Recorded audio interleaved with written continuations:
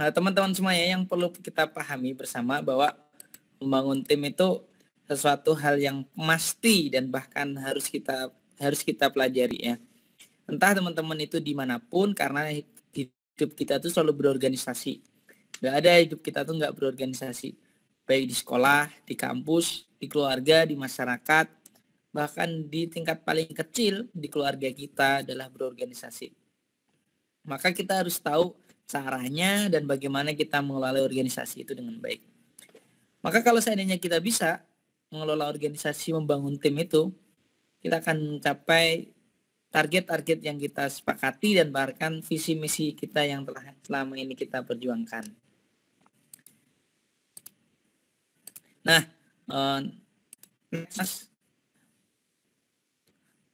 yang pertama kita belajar hari ini itu kita belajar seperti belajar dari sebuah botol ya. Kalau teman-teman pasti sudah pernah ingat banget, saya sering ulang-ulang bahwa kita tuh hidup di dunia, di organisasi bahkan itu ibarat botol. Organisasi itu juga sama, ibarat botol ini. Botol itu kalau isinya air putih maka harganya ya 3.000 lah ya. Kalau dinaikkan ada isinya teh maka 3.500, 4.000.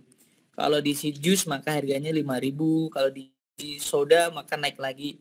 Kalau diisi madu harganya bisa 70.000 bahkan 100.000 atau selebihnya. Dan kalau diisi dengan air-air yang kotoran, mohon maaf nih, comberan dan lainnya, maka orang pun dikasih, tidak dikasih harga saja nggak ada yang mau. Maka sama dengan organisasi dan diri kita. Kalau seandainya organisasi dan diri kita tuh diisi dengan hal-hal kebaikan, diisi dengan hal-hal yang bermanfaat, maka nanti akan mendapatkan harga di masyarakat, nilai di masyarakat itu akan lebih baik. Bahkan kita akan menjadi standing power kita tuh punya. Oh, aku tuh masuk kami. Aku loh kader kami. Aku loh anak-anak kami gitu. Maka orang-orang memandang kalau kita tuh bergelar mahasiswa dan mahasiswa seorang aktivis, maka nanti kita akan beda dengan nilai dan kebermanfaatan yang kita dapatkan. Karena mahasiswa itu ada 3 ya yang pasti kita pahami. Ada kupu-kupu, kura-kura, kunang-kunang. Kupu-kupu tuh kuliah pulang teman-teman kita banyak yang kuliah hanya tugasnya akademis, belajar, mendapat IPK tinggi, mendapatkan nilai dosen yang baik, lulus tepat waktu. Ada juga kura-kura, kuliah rapat itu kita nih yang hari-hari izin ke teman untuk nongkrong tuh nggak bisa karena rapat, yang hari-hari ketemu temen itu nggak bisa karena aku izin rapat ya, ataupun izin ke bapak ibu kita tuh rata-rata rapat. Kalau nggak rapat ya aktivitas kita di kami, organisasi HMJ, BEM, dan yang lainnya. Ada yang ketiga yaitu kunang-kunang. Kuliah nangkring atau kuliah jalan-jalan, atau kuliah hanya untuk ngopi, makan-makan Indomie di depan kampus, geprean, dan yang lainnya. Maka nanti kita memilih yaitu seperti kura-kura ya, yaitu kuliah rapat dengan menjadi aktivis dan juga bermanfaat. Next teman-teman. Maka hari ini kita akan belajar tentang kalau kita melihat soal ini, kerjakan soal ini tuh bukan berarti teman-teman tuh akan mengerjakan 2+3 yang ada di slide-nya. Moga panitia bisa menyesuaikan ya kalau telat. Kalau kita melihat slide ini, maka sebenarnya kalau saya tanya 2+3 sama dengan X, berapakah X?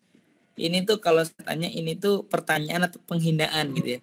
Kalau sebagai kita seorang aktivis, maka pertanyaan ini adalah penghinaan. Karena 2+3 itu jelas hasilnya seperti itu. Dan bahkan nggak usah pakai waktu gitu. Sudah waktunya 3 jam. Ada kata selesai, tidak selesai dikumpulkan. Berarti begini teman-teman. Berarti semakin kita tinggi derajat kita, semakin tinggi pula pertanyaan dan soal-soal yang akan kita kerjakan. Atau masalah-masalah yang kita kerjakan. Semakin tinggi organisasi yang kita lakukan, maka akan semakin tinggi pula masalah-masalah yang akan kita dapat. Maka teman-teman kalau mendapatkan masalah yang berat itu biasa gitu, karena kita levelnya sudah naik. Tapi kalau mendapatkan masalah ringan itu tuh bukan masalah, tapi penghinaan masalah gitu ya. Karena masalahnya kok ringan banget gitu. Masalahnya kok biasa sekali, sering kali kita hadapi. Tapi kalau masalahnya bertingkat dan bahkan ada nih rapat, ada nih masalah satu selesai, masalah lagi lanjut, itu adalah salah satu bukan penghinaan tapi memang ujian kita gitu. Karena kita tuh berada di naik tingkat di level yang lainnya. Next. Maka kalau seandainya hari ini kita tuh sudah siap dengan masalah-masalah di organisasi kita, maka pertanyaannya hanya dua. Kalau kita mau untuk menyelesaikan, maka insya Allah kita mampu.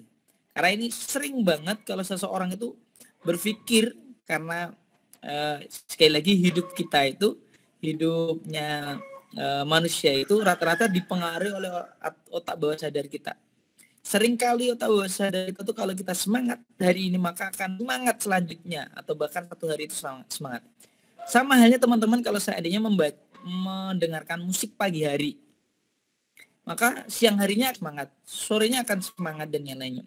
Tapi kalau paginya mendengarkan musik-musik yang syahdu, galau, nih ya, putus asa gitu, maka siangnya juga nggak akan semangat. Sekali lagi, apa yang di bawah sadar kita lah yang mempengaruhi kehidupan dan bahkan mindset kita. Kalau kita melihat film-film Korea romantis sedih-sedih gitu ya, Andin dan yang lainnya gitu, kalau seandainya sedih maka kita akan juga sedih, terpengaruh karena otak bawah sadar kita mempengaruhi itu gitu. Tapi kalau happy, kemudian penuh tantangan, games dan juga film-film tentang action dan yang lainnya semangat, maka kita juga akan semangat. Maka itulah yang mempengaruhi hidup kita. Maka mari kita pikirkan di bawah sadar kita bahwa kalau kita seandainya mau merubah, maka kita insya Allah mampu. Dengan cara apapun. Tentunya dengan cara-cara yang diridhoi oleh Allah Subhanahu wa taala. Next, Mas. Maka ini kita mulai dari masalah-masalah yang terjadi di organisasi. Pertama gini, pasti sering kali banyak di antara kita tuh yang berpikir di organisasi itu sendiri gitu ya. Sendiri itu dalam hal apa-apa yang mengerjakan sendiri dan tidak ada temannya. Ini sendiri sangat buat ada konsep sendiri dan kemudian gaknya dalam hatinya berpikir seakan-akan saya tuh hanya sendiri saja gitu. Dan itulah yang menimbulkan nanti banyak masalah-masalah yang lain akan nuntut gitu. Kenapa kita memulai dari masalah? Agar kita dapat mengidentifikasi di organisasi itu hal-hal.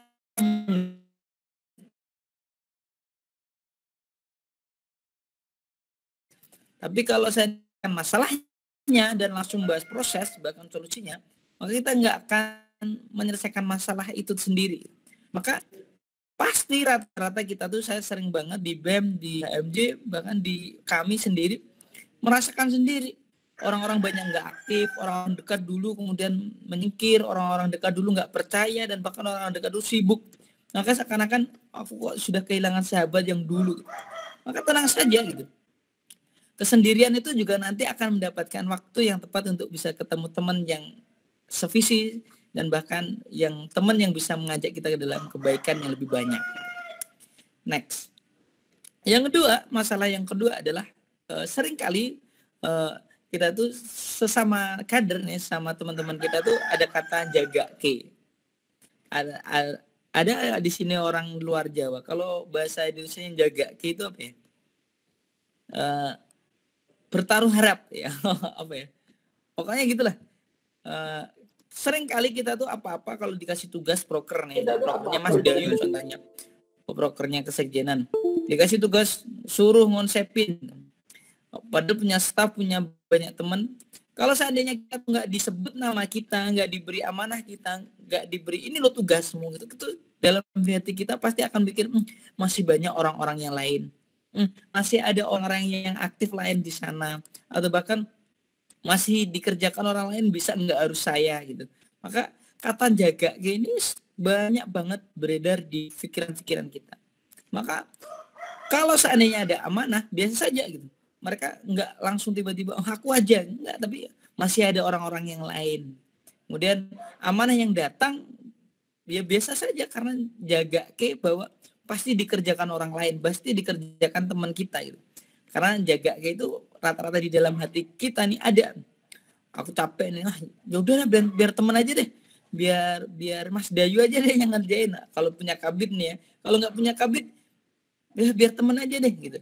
Maka mari nih kita introspeksi diri bahwa kata jaga itu sebenarnya kalaupun ada, mari kita sedikitkan, maka kita kecilkan potensinya untuk berkembang. maka nanti biar tidak menutupi hal-hal yang lain yang lebih bermanfaat. Next, hal selanjutnya yang membuat organisasi itu ibaratnya masalah adalah ada rasa di kesibukan kita. Ini sering banget saya menemui ini di setiap ngisi seminar, di setiap ngisi apa-apa. Rata-rata permasalahan di setiap organisasi itu kalau ada rasa di antara teman dan saudara dan bahkan sahabat perjuangan. Ya itu tidak kita pungkiri ya. Karena bertemu lawan jenis bersama, bahkan kegiatan bareng, konsep bareng, rapat tiap pekan, itu akan muncul rasa itu ya. Tapi yang salah adalah ketika kita menikmatinya dan bahkan mengungkapkannya secara umum. Maka sekali lagi, cinta itu fitrah, tapi cara-cara kita untuk membukanya itu yang kurang lumrah gitu ya. Maka kita akan belajar itu, bahwa di organisasi itu kalau seandainya ada rasa itu gimana sih, kalau kita tuh suka seseorang, sikap kita, etika kita itu gimana sih gitu. Maka jangan sampai organisasi yang kita bangun besar dari kecil bahkan, dan kalian memulai masuk ke kami itu sejak semester pertama sampai terakhir, kalian mau berada di PH atau berada di organisasi itu, mencintai seseorang dan kemudian kalian merusak organisasi itu ini. Sekali lagi, cinta itu fitrah. Benar, saya sangat setuju dengan orang yang suka, tapi jangan disampaikan, jangan diumbar kalau kata orang Jawa ya. Jangan dibuka secara umum gitu.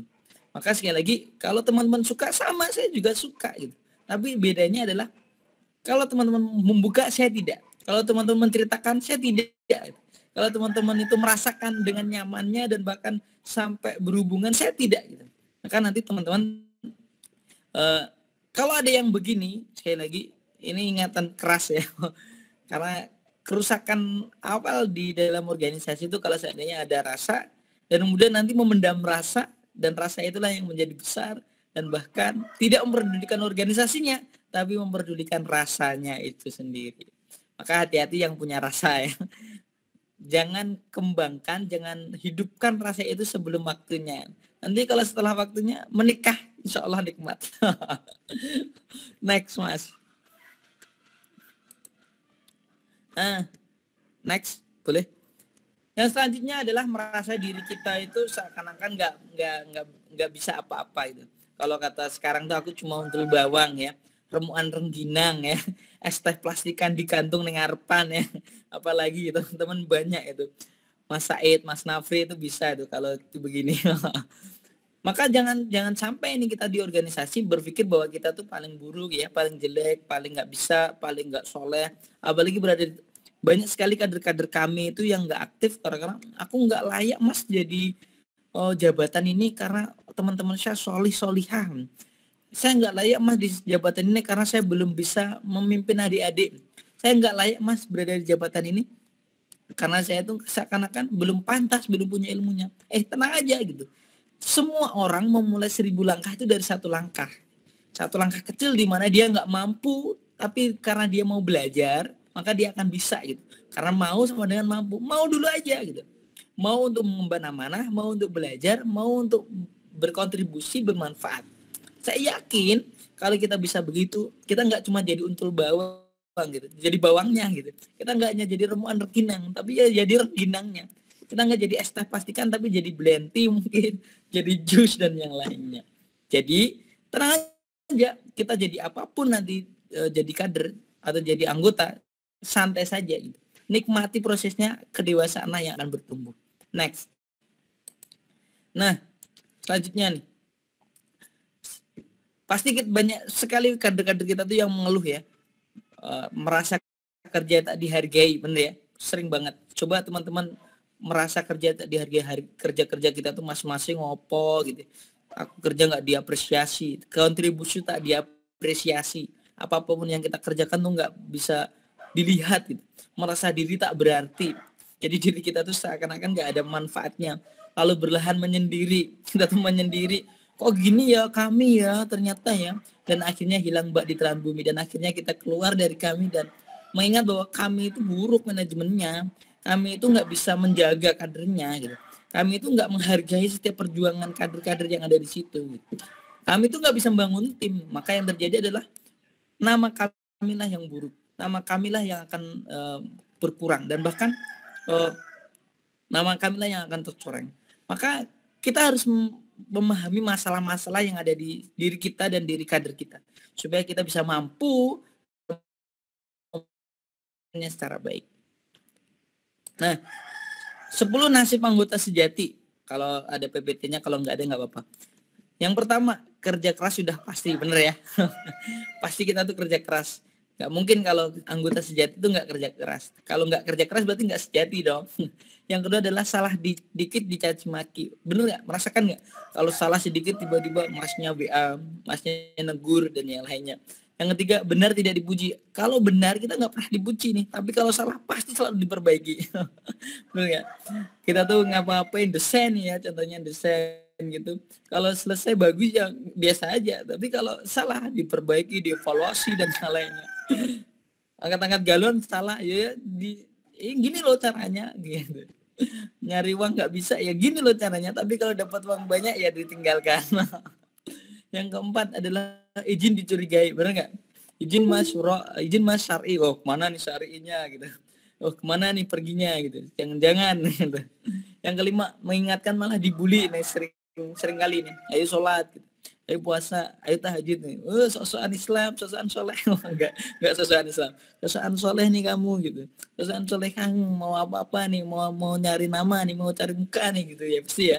Saya sering banget nih, eksis terus kerjaan ditambahi, benar nggak? Kalau kita tuh eksis terus jadi MC nih, MC dari semester 1 sampai semester tua MC. Ya tuh dari semester 1 sampai semester 12 di kampus, itu tuh nggak pernah di luar si acara. Di si acara MC moderator si acara terus. Paling-paling ke si konsumsi udah nggak pernah ke sisi yang lain. Kalau nggak dokumentasi. Maka kalau eksis terus kerjaan ditambahi, bener banget nih. Yang ketujuh, ngeluh lelah dikira mau mengundurkan diri, bener gak? Kalau kita mas aku capek nih, ya santai aja ikhwah gitu. Tenang aja ikhwah gitu. Insya Allah pahala banyak gitu ya. Dan yang lainnya. Dan yang terakhir tuh, keluar dianggap sudah mati nih. Kalau kita keluar dari kami seakan-akan tuh murtad gitu ya. Seakan-akan tuh kita tuh keluar dari suatu kebaikan yang besar gitu ya. Tapi ya nanti kita bahas gitu ya. Maka nasib anggota sejati inilah yang kita rasakan. Maka PH-PH nih, yang kalau ada PH di situ, pimpinan-pimpinan, maka mengertilah kita nih sebagai anggota kadermu gitu, bahwa kita tuh kerjaan banyak tapi nggak pernah diapresiasi, salah dikit dicaci maki, benar tidak dipuji, izin dicurigai, mengingatkan malah dibully, eksis terus kerjaan ditambahi, ngeluh lelah dikira memundurkan diri, dan keluar dianggap sudah mati gitu ya. Maka nanti ini adalah evaluasi yang bisa kita perbaiki bersama-sama. Next. Nah, membangun tim, kita harus mampu mengetahui masalahnya dulu nih ya. Masalahnya dari kader-kader kita yang terjadi. Oh ternyata begitu tuh masalahnya. Ada cinta, ada ikatan jaga, ada yang menganggap dirinya nggak baik, atau sibukan dan yang lainnya. Maka kita juga yang kedua adalah mengetahui sifat anggota. Kalau kita sudah mengetahui masalah, yang kedua adalah mengetahui sifat.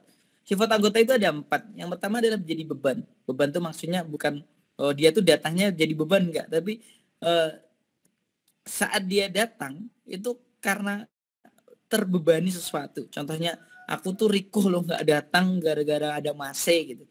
Aku tuh rikuh lo nggak datang karena aku tuh nggak penak sama Mase. Maka datangnya itu hanya karena beban.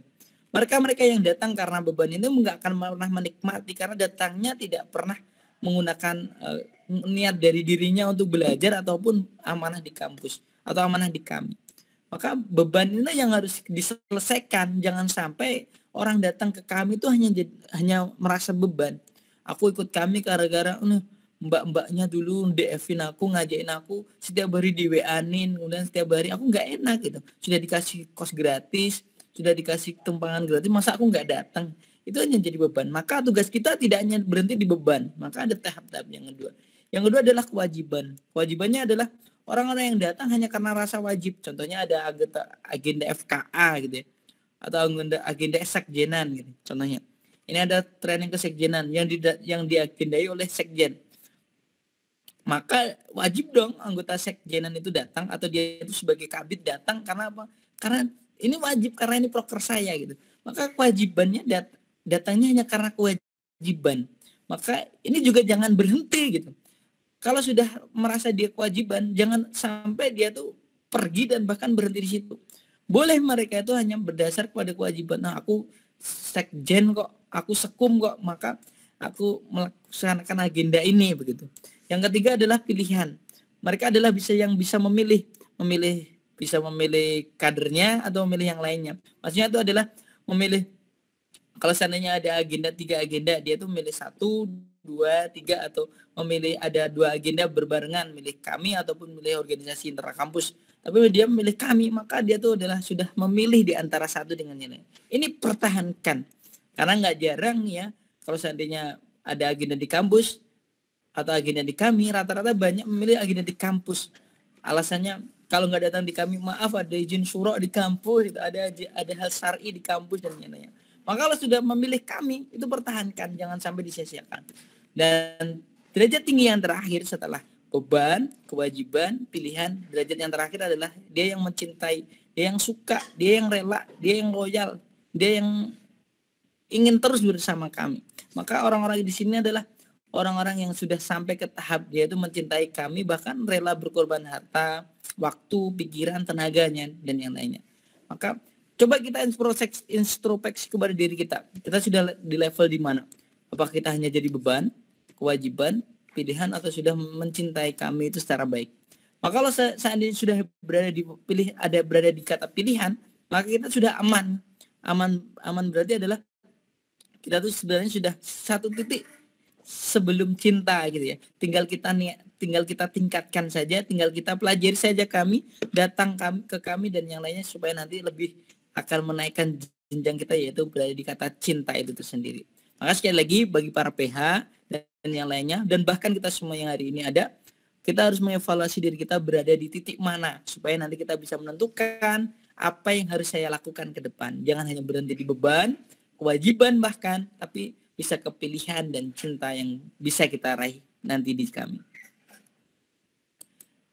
Next, karena sejatinya kalau kita mencintai pekerjaan kita, amanah kita, kalau kita mencintai apa yang kita kerjakan hari ini, apapun tugasnya, kita jadi humas, kita jadi kemudian dekdok, kita jadi perkab, bahkan kita jadi konsumsi bahkan.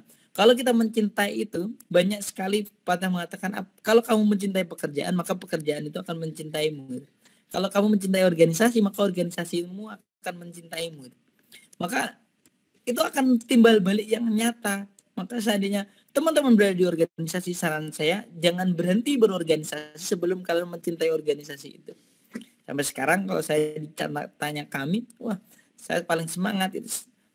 Kalau ada agenda kami, kalau ini suruh offline saya berangkat gitu, tapi tadi kemarin panitia mengatakan online, maka saya di rumah. Tapi kalau online saya berangkat pertama kali gitu. Karena menurut saya berada di kami itu adalah bisa bertemu, bisa mendapatkan pengalaman, bahkan bisa mendapatkan ilmu pengetahuan dan yang lainnya. Sejatinya dalam belajar kan ada 3 ya, sharing of knowledge, sharing of experience, dan sharing of hidayah. Saya di kami itu dapat 2, sharing of experience dan sharing of knowledge. Dapat ilmu dan pengalaman itu. Hidayahnya pada siapa? Hidayahnya ketika kita aktif di kelas nih ya, berada kita aktif di MK klasikal dan yang lainnya, maka akan dapat ilmu hidayah, yaitu ilmu tentang kedekatan kita kepada Allah, dan Allah akan berikan barokahnya dan bahkan karomahnya dan yang lainnya kepada kita semuanya. Jadi tenang saja, kalau kalian mencintai pekerjaan, mencintai I love you my job ini tentang kami, maka kalian akan mendapatkan sesuatunya nanti gitu. Gak harus kalian tiba-tiba hari ini, Mas aku kalau setelah mencintai kami dapat apa ya? Jangan, santai aja dulu. Pikiran itu santai saja. Karena nanti pasti kalian akan merasakan indahnya dan bahkan tahu dalamnya kami. Ibarat kata kalau kami itu rumah, kalian tuh masih berada di pelataran, belum masuk ke dalam, dan bahkan belum tahu kamar yang indah, dapur yang nyaman, tempat sholat yang sejuk, zikirnya yang bisa dibuat enak, santai dan yang lainnya, ruang tamu yang hangat dan yang lainnya. Maka teruslah, nanti kita akan terus belajar. Next Mas. Nah, yang selanjutnya adalah sebelum kita masuk ke tahap yang lain, yang selanjutnya adalah saya ingin belajar mengajari teman-teman semuanya, bawahnya dulu belajar tentang skala prioritas. Skala prioritas itu adalah sesuatu yang paling kita tentukan saat kita memilih sesuatu. Kalau tadi sudah berada di beban, kewajiban, pilihan. Saya ingin teman-teman nanti bisa memilih di antara yang lain, di antara yang baik. Tentunya saya nggak mungkin saya berpikirnya teman-teman mempunyai agenda dan kegiatan yang banyak. Karena Ustaz Hasan Albana mengatakan waktu kita dan kegiatan kita itu kebanyakan kegiatan kita yang tersedia gitu. Waktu kita cuma 7 hari dalam 1 minggu, tapi kegiatan kita itu sampai ratusan dan bahkan puluhan dan yang lainnya. Maka kita harus penting dan bisa mengerti mana yang prioritas yang harus kita kerjakan. Yang pertama, kalau kita membuat skala prioritas, yang paling utama adalah yaitu kalau kita ada kata mendesak dan ada kata penting. Ingat, yang pertama kalau kita tuh mendesak dan penting. Contohnya gini, kalau teman-teman tuh mendesak, hari ini tuh mau training organisasi, tapi belum izin, belum buat merapikan tempat, dan kalian di situ adalah si acaranya gitu. Kalau kalian di situ adalah ketuanya, maka kalian itu mendesak dan penting. Kalau nggak ada teman-teman semua, nggak jalan gitu. Kalau nggak ada teman-teman sekarang saat ini juga, maka teman-teman nggak bisa melakukan kegiatan itu. Maka itu adalah hal yang paling utama didahulukan. Tidak hanya di organisasi, tapi di setiap agenda kita, baik di kampus, di rumah, di masyarakat, maupun dimanapun. Yang paling utama dipentingkan adalah yang mendesak dan penting. Jadi bukan yang penting dulu, bukan yang mendesak dulu, tapi yang mendesak dan penting. Sekali lagi saya ingatkan, yang mendesak dan penting. Supaya nanti teman-teman nggak salah memprioritaskan. Oh nih, walaupun teman-teman semuanya penting nih jadi ketua nih ya, ketua di HMJ atau ketua di BEM. Tapi waktunya masih lama, masih 4 hari, 3 hari, 5 hari, dan bahkan di kami kamu jadi orang penting nih dan mendesak, maka yang paling pertama datang adalah di kaminya dulu, atau di paling pentingnya dulu, paling utama dulu, supaya kalian bisa memahami. Yang kedua yaitu adalah tidak mendesak tapi penting. Ingat, tidak mendesak tapi penting, bukan yang mendesak dulu. Karena yang didahulukan adalah yang penting, bukan yang mendesak. Maka kalau di awal tadi yang mendesak dan penting, yang kedua bukan mendesak tapi yang penting. Kalau seandainya mendesak tapi nggak penting, nggak usah datang. Contohnya, kalau teman-teman kan sering banget nih, hari ini tuh ibaratnya agenda, tapi teman-teman di situ tuh nggak berada di posisi penting, ibaratnya cuma jadi anggota atau jadi staff, maka nggak usah ibaratnya nggak usah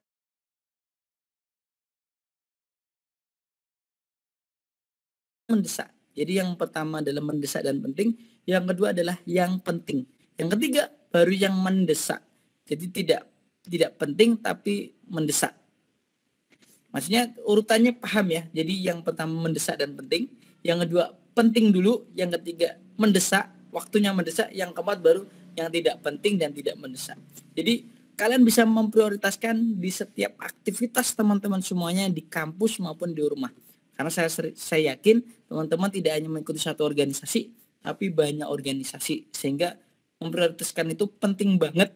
Jangan sampai salah. Walaupun posisi kalian di sana jadi ketua, jadi PPH, jadi apapun, kalau nggak mendesak jangan nggak usah datang. Kalau nggak penting nggak usah datang, nggak apa-apa. Tapi yang utama adalah mendesak dan penting. Tapi kalau nggak ada agenda apa-apa yang lainnya, maka datangilah semuanya. Insya Allah bermanfaat.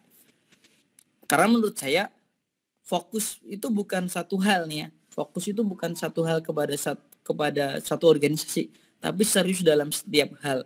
Maksudnya adalah kalau teman-teman ikut organisasi banyak, ada 5, 6, 7 gitu ya, ada 5, ada 4, ada 3 dan yang lainnya, maka fokus itu bukan menghilangkan duanya atau menghilangkan yang lainnya tinggal satu, enggak. Fokus itu adalah kalau kalian berada di organisasi, kami berada di HMJ atau BEM atau UKM dan yang lainnya, maka kalau kalian berada di situ ya seriuslah gitu. Serius dalam mengerjakan amanah, serius dalam mengerjakan program kerja, serius dalam mengerjakan apapun yang diberikan di situ. Jadi kalau kalian berpikir aku nggak bisa optimal di kami gara-gara amanahku banyak, itu salah. Karena kesalahan pertama kamu memilih organisasi banyak, yang kedua kamu menyalahkan dirimu sendiri karena kamu sudah memilih organisasi yang lalu gitu ya. Maka jangan sampai itu terjadi. Sering banget aktivis itu mengatakan aku punya banyak bagaimana mengatur waktu ya Mas? Saya ikut organisasi ini, padahal saya itu masih kerja, saya itu masih kuliah. Gimana ngaturnya? Itu gampang bisa. Karena seringkali kita tidak serius kepada sesuatu. Contohnya, hari ini adalah jamnya, kalau malam jamnya belajar atau jamnya mengerjakan tugas. Maka kalau kita nggak serius, maka kita tuh biasa saja santai. Kemudian pagi hari subuh tiba-tiba, oh besok jam 7 dikumpulkan baru mengerjakan tugas. Itu adalah salah satu tanda tidak fokus dan tidak serius. Maka tugas kita adalah kalau kita fokus bukan satu hal, tapi serius dalam setiap hal. Baik di kami maupun di lembaga-lembaga lain. Maka kalau kita serius, maka bisa nih. Saya dulu ingat, saya tuh ikut 7 organisasi. Coba bayangkan 7 organisasi masih IPK nggak kalah, kemudian dapat beasiswa, berprestasi pula. Coba bayangkan kalau seandainya dipikir apakah bisa, ya bisa. Yang penting adalah serius. Serius itu apa? Serius mengerjakan di mana kita berada. Kalau kita di BEM, ya pikirkan BEM. Jangan di BEM mikirin kami, di kami mikirin BEM. Itu yang terjadi sering kali banget. Kita tuh di rumah mikirin kampus, kalau di kampus mikirin rumah.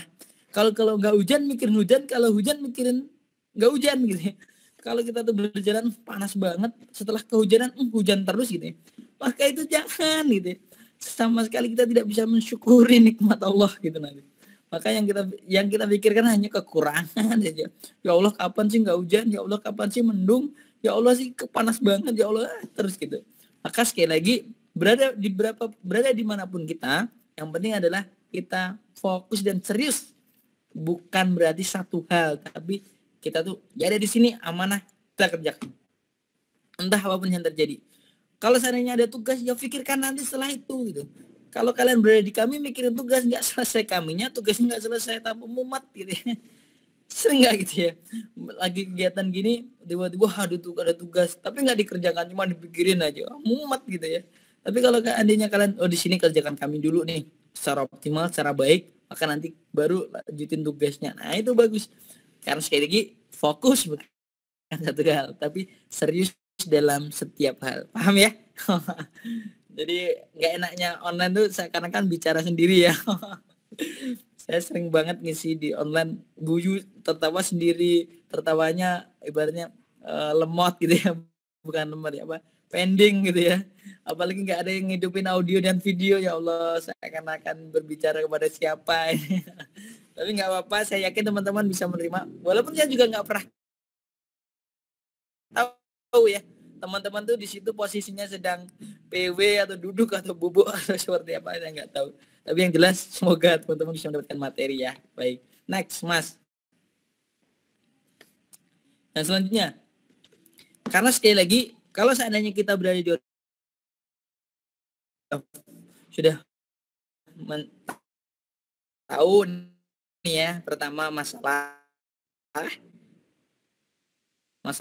kita apa, yang kedua tahu sifat anggota itu sih, yang kelima adalah tak perlu ide yang besar. Ingat, tak perlu ide yang besar, cukup tak perlu juga kerja yang keras. Cukup kamu ada membawa senyummu, itu sudah lebih dari cukup. Maksudnya gini, kalau seandainya kita tuh bisa meluangkan waktu kita terhadap organisasi itu, nggak harus kita tuh berpikir, mengonsep, dan bahkan kamu terus yang bersuara di depan, enggak. Yang penting kamu datang memberikan support kepada temanmu, itu sudah lebih dari cukup. Paham ya? Itu sudah lebih dari baik gitu. Maka nanti kalau seandainya kalian datang ke organisasi itu, nggak usah mikirin aku nanti di sana ngapain, aku nanti di sana itu kerja apa. Nggak ada kerjaan di sana, udah banyak orang yang bagus dan berpengalaman. Nggak, jangan berpikir seperti itu. Karena pikiran kita adalah kita kerja nggak kerja, datang saja membawa senyuman yang terbaik kepada sahabat kita, itu sudah melegakan mereka yang hari ini bekerja gitu ya. Maka saya sering kali banget menyampaikan kepada orang, teman-teman semuanya, kenapa kamu nggak berangkat organisasi, kenapa kamu nggak berangkat rapat atau agenda? Nggak ada kerjaan Mas, santai saja gitu. Nggak harus kamu datang karena kerjaan, tapi datang dengan senyuman itu lebih sudah memberikan dampak yang banyak kepada orang-orang yang sedang bekerja. Jadi akan ada kebaikan kalau kamu datang bawa senyuman itu kepada teman-teman yang lain. Next. Nah, kita akan belajar bagaimana menyelesaikan masalah. Sebagai seorang pemimpin nih teman-teman semuanya di training organisasi ini, saya yakin di sini ada teman-teman pimpinan dan bahkan calon pemimpin dan bahkan estafet kepemimpinan itu akan berjalan, karena sekali lagi pemimpin yang baik itu bukan pemimpin yang sukses berada di masa jabatannya, tapi siapa yang bisa menciptakan pemimpin selanjutnya gitu ya, bisa mendidik, bisa membina, bahkan mengikhtiarkan, mengkaryakan dan yang lainnya. Kalau seandainya pemimpin cuma memikirkan diri sendiri, maka dia akan korupsi nih ya, akan kolusi, bahkan bisa memperkaya diri sendiri. Tapi kalau berpikirnya pemimpin itu tentang masa depan, dia akan mengkaryakan adik-adiknya. Bagaimana sih membina itu, bagaimana sih mengajari adik-adik itu dan yang lainnya. Maka kita akan belajar tentang bagaimana menyelesaikan masalah. Sebagai seorang pemimpin ada 3 cara menyelesaikan masalah. Yaitu sebagai caranya adalah satu, yaitu menjadi bom. Maksudnya bom itu gini, apa-apa sedikit-sedikit, apa-apa itu dibesar-besarkan gitu ya. Katanya masalah personal kader itu ya, masalah individu itu. Tiba-tiba semua diangkat ke grup pusat PKKMI Al-Aqsa dan Mukarramah, dum gitu ya, dibesar-besarkan dan bahkan diperbolakan, dibicarakan di mana-mana gitu. Semuanya tahu dan semuanya kena dan semua merasakan gitu ya. Padahal nggak di situ banyak gitu ya. Masalah padahal kecil, masalah yang bisa diselesaikan secara pribadi, masalah yang bisa dikerjakan secara personal, tapi dibesar-besarkan dan yang lainnya. Maka kalau seandainya masalahnya besar, contohnya tentang citra kami, atau bahkan nama baik kami, atau bahkan kami dijelek-jelekkan, nah ini dibungkam secara besar nggak apa-apa. Tapi kalau hanya personal, jangan ya. Personal pribadi dan yang lainnya jangan. Yang kedua adalah dia yang menjadi brem. Maksudnya brem itu adalah dia menembaki semua nih, bisa memilih tembakan di mana tepat sasaran dan tidak tepat sasaran. Jadi semua orang disalahkan, ini gara-gara kader nih, ini gara-gara dia nih, ini gara-gara bidang ini nih, ini semua salah gitu ya. Maka itu yang akan jadi pelajaran. Jadi sekali lagi kalau seandainya kalian membawa brem, ya kalau kalian bisa menembak secara tepat nggak apa-apa. Kalau kalian bawa masalah, kalau kalian bisa menyelesaikan masalah itu secara tepat nggak apa-apa. Tapi kalau salah orang gitu ya, kalau kalian buka secara umum maka itu nggak tepat. Tapi ada juga pemimpin yang tipe sniper, yaitu adalah menembak secara langsung ke hatinya, ke pikirannya, bahkan ke pribadinya, diajak ketemuan, diajak ketemu dan yang lainnya, dijapri secara pribadi, di WA sendiri. Dia akan menyelesaikan masalah secara sendiri, secara personal. Jadi ada 3 tipe dan tempat temannya harus beda. Kalau bom itu adalah masalah kaminya, kalau brem itu adalah masalah tentang bagaimana menghidupkan organisasinya, tentang ini umumnya lah gitu. Tapi kalau sniper adalah masalah pribadinya. Jadi harus bisa membedakan di antara itu. Jangan yang pribadi dibawa ke bom, jangan yang bom dibawa ke pribadi. Nanti capek. Masalah umum nih ya dibawa ke pribadi, capek japri satu-satu. Kalau bisa masalahnya, kalau yang besar dimasalahkan besar, yang bisa dikumpulkan ke besar, yang dibawa ke brem ya dibawa ke brem, yang bisa menembak secara tepat tadi. Kalau sudah bisa, kalau masalah kecil, masalah pribadi, masalah nama atau bahkan harga diri seseorang, jangan dibawa ke hal yang besar, dibawa ke sniper, yaitu orang yang bisa menembak dan menyelesaikan masalah itu secara pribadi masing-masing. Jadi walaupun itu kalian nggak jadi pemimpin, kalian harus belajar supaya nanti tiba-tiba jangan, contohnya nih ya, Mas Said utang sama Mas Daju gitu. Ini kan masalah personal ya, tiba-tiba di-upload di grup nih. Mas Dayu, sahur utangin dong, jangan percaya sama Mas Dayu, sering utangan gitu. Itu nggak akan pernah selesai utangnya, tapi akan berantem dan kaminya akan buruk karena apa? Tempat perhutangan. Jadi bisa membedakan mana masalah yang bom, mana yang brem, dan mana yang sniper. Supaya nanti kalian bisa menyelesaikan masalahnya secara baik. Kalau nggak bisa, nah ini yang bahaya. Nggak, ibaratnya kita terlalu lugu nih ya, masalah-masalah besar dikecilkan dan masalah kecil dibesarkan. Jangan sampai. Ya sesuai porsinya saja. Kalau saat ini itu masalah besar ya dibawa ke umum, ke yang besar. Kalau dia masalah ringan ya dibawa ke ringan saja, di brem saja. Tapi kalau masalah kecil nggak usah dibesar-besarkan, nggak usah diceritakan bahkan nilainya. Itulah yang menjadi solusi untuk menyelesaikan masalah. Karena seringkali masalah itu bukan selesai, tapi salah penanganannya. Karena tadi yang kecil dibesar-besarkan, yang besar malah dikecil-kecilkan. Nah ini yang salah. Next. Nah yang kedua, cara kita menyelesaikan banget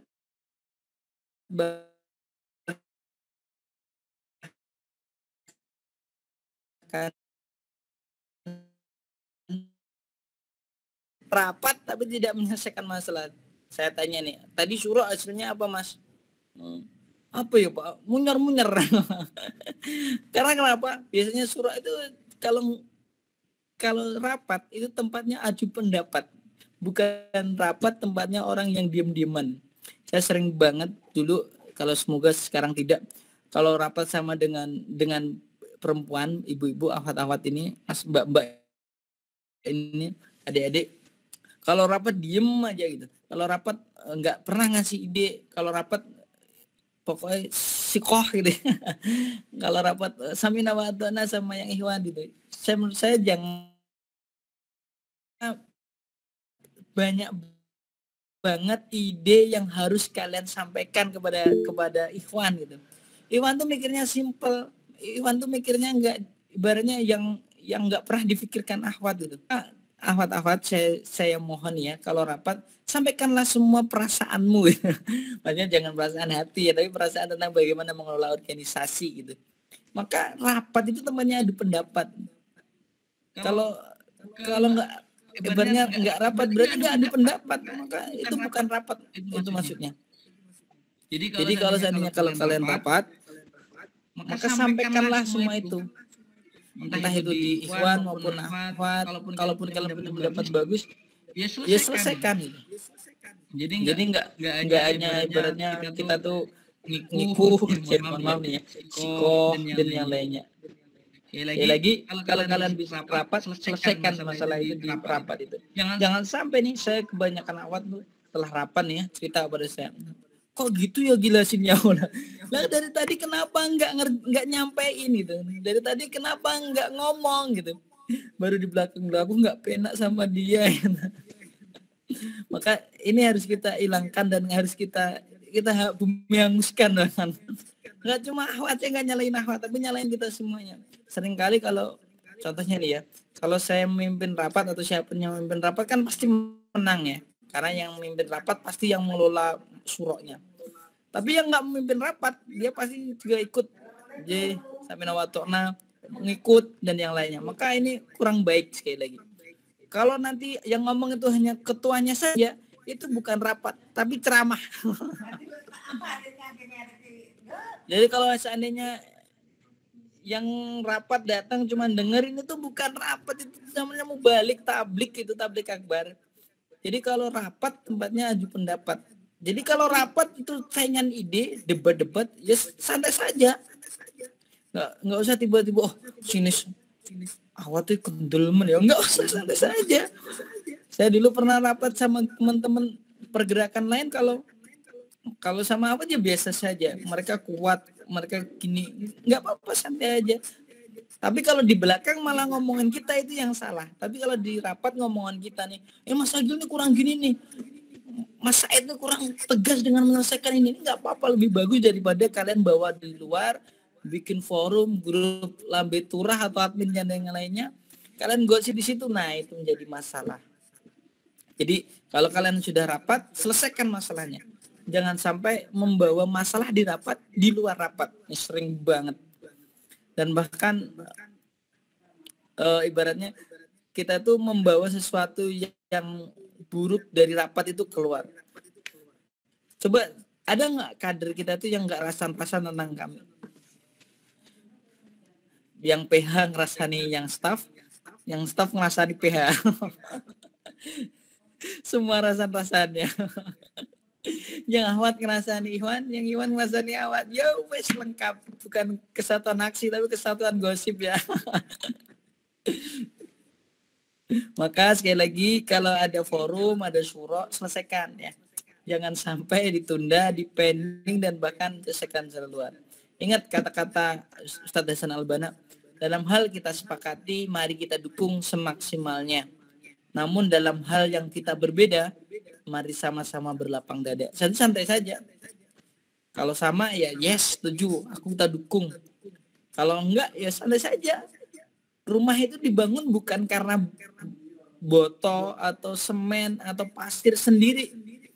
Bayangkan kalau seandainya rumah itu dibangun semennya menang sendiri. Jadi enggak jadi rumah, jadinya ya semen gitu aja. Tapi kalau rumah itu dibangun, oh ya, penyampaian mohon maaf kurang berapa? Masya Allah, ini baru 5,5 perjalanan. Saya kira tuh Mas Dayu menyampaikan Ba'da Asar itu jam 4, tapi ternyata jam 5 lebih. Gak apa-apa, nanti semoga teman-teman yang ada di peserta bisa silaturahmi ke saya atau ke teman-teman yang lain ya, bisa belajar dan yang lainnya. Baik. Jadi itu yang dapat saya sampaikan. Sekali lagi materi sampai sini saja, masih banyak slide-nya. Saya sudah kirimkan ke Mas Dayu slide-nya ini, ada materi-materi yang bagus. Ada, coba di scroll Mas Dayu atau siapa? Admin. Ada nih loyalitas anggota, materi selanjutnya ada materi tentang 10 ucapan yang ingin didengar para anggota. Contohnya, aku butuh bantuanmu Mas, Mbak. Apa yang kamu butuhkan? Saya melihat apa yang Anda lakukan. Terima kasih Mas, Mbak atas prestasinya. Apa yang ingin kamu capai dan yang lainnya. Ada hal-hal kecil yang berpengaruh besar. Mengucap terima kasih, ingat nama orang, ngechat dengan nama orang, hey Mbak, atau hey Mas Said, hey Mas Nafri. Itu membuat kesan lebih. Materinya lanjut. Ada materi tentang tegar, ada belajar dari jam dinding dan yang lainnya. Nanti teman-teman baca sendiri ya. Insya Allah ini sudah lengkap dan teman-teman bisa membangun tim lebih baik nanti ke depan. Baik, begitu dari saya. Terima kasih Mas, Mbak semuanya. Semoga apa yang sedikit saya sampaikan bisa bermanfaat. Saya kembalikan ke moderator yang paling ganteng se-IAIN. Assalamualaikum warahmatullahi wabarakatuh.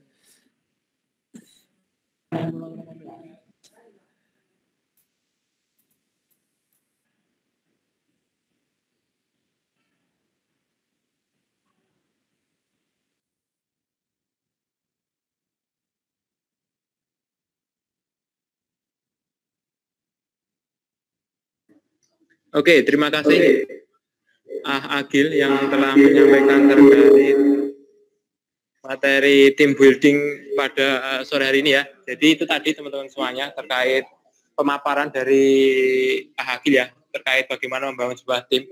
Mungkin sekiranya teman-teman di sini ada yang ingin menyampaikan pertanyaan, silahkan baik yang online maupun yang offline untuk menyampaikan pertanyaannya. Saya buka 2 penanya, silahkan.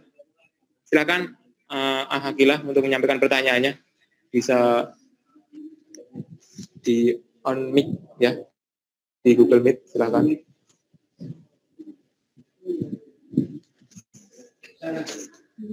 Assalamualaikum. Assalamualaikum warahmatullahi wabarakatuh. Waalaikumsalam warahmatullahi wabarakatuh. Mas dengar nggak Mas? Dengar. Baik, gimana?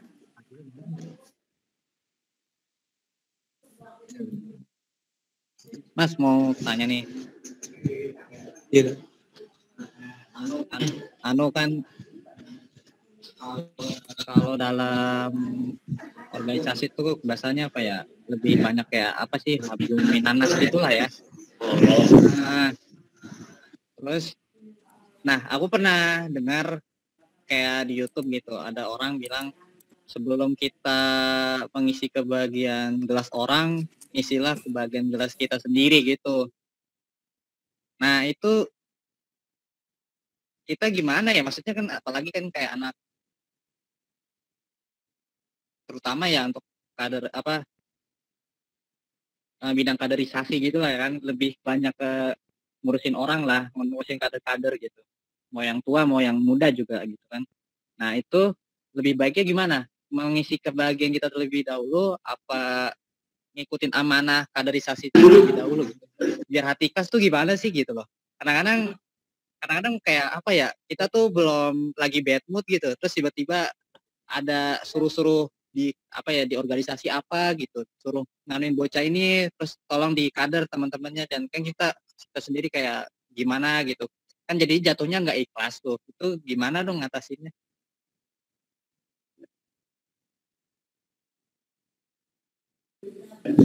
Oke, terima kasih Agil ya.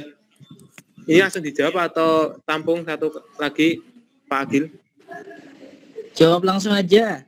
Coba di diulangi. Monggo. Pertanyaan Mas Moderator. dari Ahakil tadi bahwasanya di organisasi itu kan banyak mengurusi orang kan, dan Ahakila itu pernah dengar bahwasanya sebelum membahagiakan orang lain itu membahagiakan diri kita sendiri. Nah, yang mana di kami di sini kan kita kan yaitu mengurusi banyak orang, yang mana itu lebih baik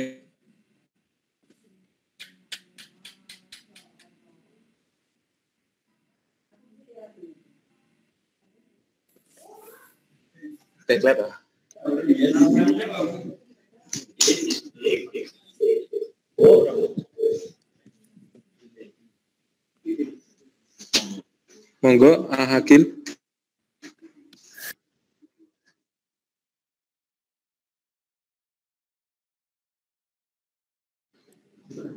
Mana menciptakan kebahagiaan pada orang tadi ya? Benar ya? Yang pertama gini, yang paling utama kalau kita pengen bahagia terhadap organisasi atau membahagiakan orang, yang paling utama tentu kita tahu posisi kita. Contohnya kalau kita berada di staf, maka tidak punya kewajiban kita membahagiakan orang. Tapi kalau kita sudah berada di pimpinan, maka kewajiban kita membahagiakan kader-kader kita yang ada di bawah. Karena sekali lagi, kalau kita sudah punya anggota dan punya staf, itu kewajibannya ada di kabitnya gitu, berada di ketuanya atau bahkan berada di pimpinan-pimpinannya. Namun kalau seandainya masih ibaratnya kita masih staf, ya kita menikmati saja apa yang terjadi di organisasi itu. Karena kita nggak bisa menuntut nih ya siapapun, bahkan diri kita, untuk membahagiakan kita kan. Tergantung kita memikirkan dan menikmatinya seperti apa. Maka kalau seandainya teman-teman berada di levelnya staff, ya kalian enjoy saja dengan waktu dan dengan pengalaman yang diberikan itu. Kalaupun ibaratnya kalau kalian pun pengen cari kesukaan, kesenangan pribadi, ya penuhi saja nggak apa-apa. Tapi sembari tidak meninggalkan organisasi. Tapi kalau kalian berada di pimpinan, wajib itu.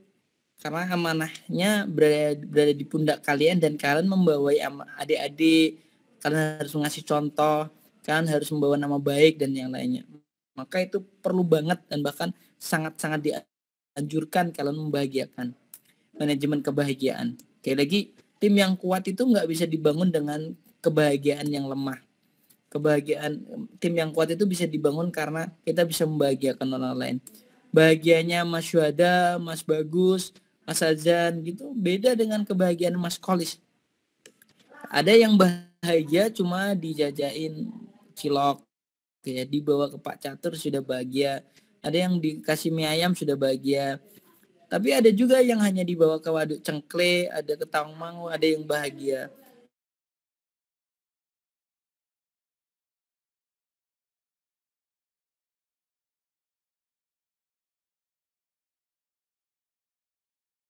Kita jadi pimpinan, kita harus mengetahui karakternya dan bahkan tadi dia tuh level mana di organisasi. Yang kedua, dia tuh seperti apa berada di organisasi itu, kebahagiaannya. Kalau sudah sampai di situ, maka kita tuh menyelesaikan masalah gampang. Oh, contohnya dia nggak aktif karena apa? Oh, ternyata tuh dia kebutuhan pokoknya kurang. Maka kita cari solusi nih. Kita harus cari solusi untuk menyelesaikan itu. Oh, ternyata amanah yang di kampus banyak. Oh, diberikan porsi yang dikit. Dan yang kedua, seringkali kita menempatkan yang paling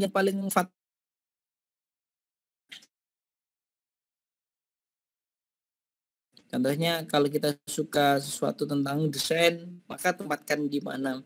Kalau kita tuh tentang orasi politik, maka ditempatkan di mana. Atau kalau tentang kepemimpinan, leadership, ditempatkan di mana. Administratif di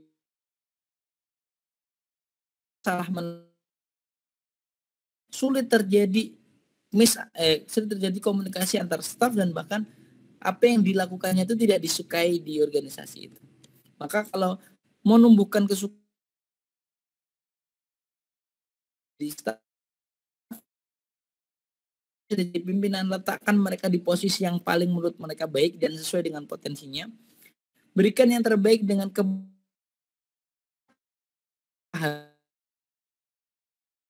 futsal gitu. Oh, dia tuh sukanya musikan, ya udah diajak musikan. Oh, dia tuh sukanya adalah bergaul, ngopi dan yang lainnya, maka bawalah ke situ. maka berada di satu titik kesamaan, sama-sama suka futsal, sama-sama suka musik, sama-sama suka, itu akan menyambungkan frame pembicaraan dan membuat nyaman orang lain. Kalau dalam ilmu bisnis namanya adalah pitching. Pitching itu adalah kita bisa masuk dalam alam pikiran orang lain. Jadi kalau dalam bisnis, kalau kita presentasi, yang dilakukan adalah menyamakan persepsi dulu. Sama dengan organisasi, kita tuh menyamakan apa yang menjadi kesukaan orang lain dan kesukaan kita. Maka terjadi namanya adalah pitching atau saling nyambung gitu. Itu yang membuat orang akan loyal, akan suka terhadap organisasi. Contohnya kalau saya tanya, kalau kalian suka organisasi kami, apa yang membuat kalian suka? Karena ada titik satu kesamaan, yaitu sama-sama ingin mempelajari Islam, ingin bermanfaat kepada orang lain, ingin belajar berorganisasi dan lain-lain. Kalau nggak ada kesamaan itu, kalian nggak akan cinta terhadap di kami. Contohnya ini berada di kampus. Kalau kalian nggak suka ekonomi Islam, masuk fresh nggak akan bisa. Kalau kalian nggak suka public speaking, masuk UKM itu nggak bisa. Kalau kalian masuk nggak pernah olahraga, masuk UKM olahraga ya nggak bisa, karena nggak ada titik kesamaan. Kalau orang-orang sama suka daki, ketemu di UKM pendaki, pecinta alam, maka gampang. Karena apa? Satu kesamaannya. Maka kalau kalian punya kader nih, teman-teman punya kader, atau kalian menempatkan kader, tempatkanlah sesuai dengan kesamaan yang ada tentang dirinya. Tentu saya suka nih futsal, maka ajak futsal gitu. Maka nanti biar ada titik kesamaannya. Dan nyambung ngobrolnya, nyambung amanahnya, dan dia akan cinta terhadap organisasi itu. Terima kasih, begitu Mas, kira-kira.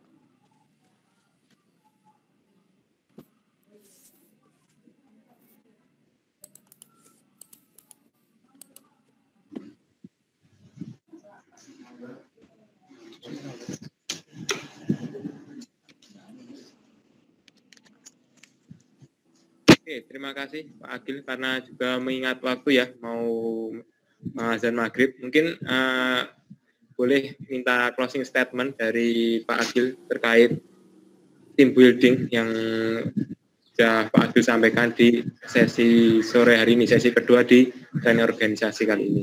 Silakan Pak Agil untuk menyampaikan closing statement-nya.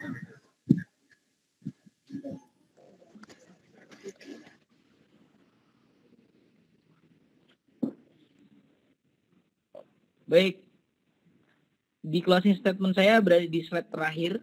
Di slide nanti teman-teman bisa baca slide-nya. Kalau sudah di-share sama teman-teman nanti ya, monggo bisa dinikmati dan bisa sedikit hebat. Bukan ia yang berpikir berkuasa dan terus berbicara, namun ia yang selalu berpikir tentang kerjasama. Jadi bekerja sama, berkolaborasi, itulah kader yang hebat yang akan menimbulkan tim yang solid dan tim yang kuat.